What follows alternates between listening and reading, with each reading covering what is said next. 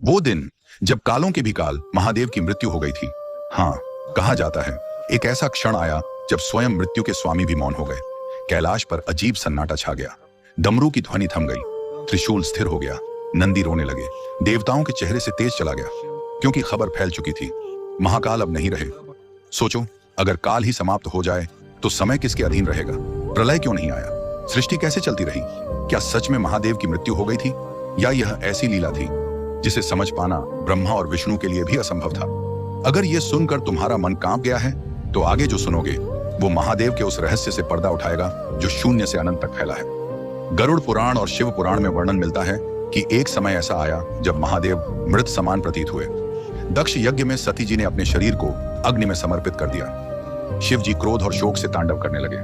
उन्होंने सती का निर्जीव शरीर कंधे पर उठाया और पूरे ब्रह्मांड में भटकने लगे। उनका रूप इतना भयंकर और शोकाकुल हो गया कि देवता, असुर, ऋषि सब डर के मारे कांप उठे। शिव जी इतने दुख में डूब गए कि उन्होंने अपना शरीर त्याग दिया और गहन समाधि में चले गए। पूरी सृष्टि स्तब्ध हो गई। महादेव मृत प्रतीत हो रहे थे, लेकिन असली सच तो यह है, महादेव की मृत्यु कभी हुई ही नहीं। वे मृत्युंजय हैं, मृत्यु उन्हें छू भी नहीं सकती।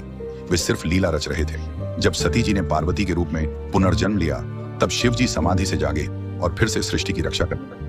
गरुड़ पुराण साफ में लिखता है, शिव जी अमर हैं, अनादि अनंत हैं। वे मृत्यु को भी अपने चरणों में रखते हैं। अगर आप भी मानते हैं कि महादेव तो कालों के भी काल है, तो कमेंट में लिखें, हर हर महादेव।